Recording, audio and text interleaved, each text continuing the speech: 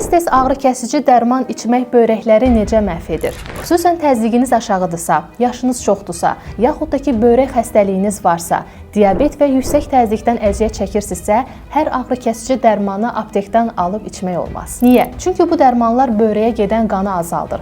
Qan azaldıqca böyrək normal süzə bilmir. Nəticədə əvvəlcə böyrəkdə gizli zədələnmə başlayır. Sonra isə böyrək funksiyaları zəifləyir. Qeyri-steroid iltihab əleyhinə olan ağrı kəsici dərmanların uzun müddət istifadəsi birinci mədəni, sonra isə böyrəkləri sıradan çıxarır. Hətta xroniki böyrək çatışmazlığı hallarına belə səbəb ola bilir. Ona görə də mütəxəssislər hər başınız ağrıyanda gedib ağrı kəsici dərman alıb içməyə tövsiyə eləmirlər.